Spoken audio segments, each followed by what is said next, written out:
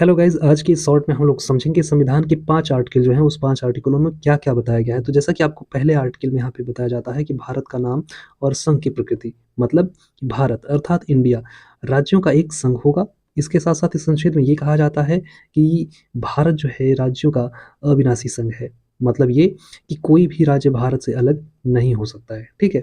अगर हम बात करें दूसरे अनुच्छेद की, तो इसमें कहता है क्या कि नए राज्यों का प्रवेश और स्थापना किया जाता है इसमें, ठीक है ना? इस अनुच्छेद के अंतर्गत जैसा कि यहाँ पर आपको बताया जा रहा है कि संसद को अधिकार है कि वह क्या कर सकता है, नए राज्यों को शामिल कर सकता है या नए राज्यों को बना सकता है, ठीक है? अगर हम उदाहरण की बात करें तो सिक्किम को सन 1975 में भारत में जोड़ा गया, यानी कि एक राज्य का दर्जा दिया गया था, ठीक है? इसके बाद अगर हम अनुच्छेद 3 की बात करें तो अनुच्छेद 3 में क्या बताया जाता है, राज्यों का गठन और सीमाओं में परिवर्तन, यानी हम नए राज्यों का गठन भी कर सकते हैं और सीमाओं में परिवर्तन भी कर सकते हैं।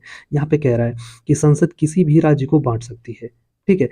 लेकिन यहाँ पे क्या कह रहा है कि 2 या 2 से अधिक राज्यों को मिलाकर एक नया राज्य बना सकती है। इसके साथ-साथ राज्यों की सीमाओं या उनके नाम में परिवर्तन कर सकती है। लेकिन ये सब करने से भी पहले क्या होता है कि उसको उस राज्य के विधानसभा का राय लेना आवश्यक होगा। अगर वहाँ पे वो राय नहीं है, तो आप उसमें परिवर्तन नहीं कर सकते, यानी संविधान उसमें परिवर्तन नहीं कर सकता है। अगर हम बात करें अनुच्छेद नंबर 4 की, तो ये कहता है कि अनुच्छेद 2 और 3 के अंतर्गत बने कानूनों का प्रावधान है इसमें, ठीक है?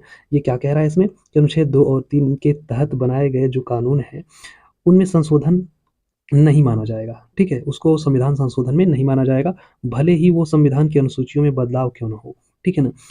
अब यहाँ पे क्या कह रहा है कि इससे संसद के राज्यों की सीमाएँ बदलने की शक्ति मिलती है, ठीक है?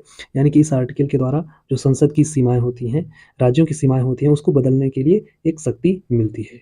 अगर हम अनुच्छेद 5 की बात करें तो यहाँ पे कहता है कि प्रारंभ में नागरिकता का अधिकार, यानी कि यहाँ पे नागरिकता के बारे में बताया गया है।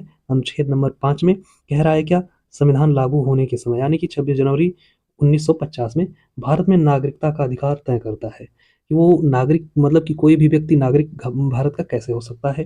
तो वे लोग नागरिक हो सकते हैं जो कि क्या हैं, भारत में जन्मे थे या जिनके माता पिता भारत में जन्मे थे, या ऐसा भी हो सकता है कि जो संविधान लागू होने से पहले भारत में रह रहे थे और अस्थायी रूप से बस चुके हैं। तो अगर ये वीडियो आपको अच्छी लगी हो तो एक बार इस चैनल को सब्सक्राइब कर दीजिएगा, वीडियो को भी लाइक कर दीजिएगा, अपने दोस्तों तक शेयर कर दीजिएगा।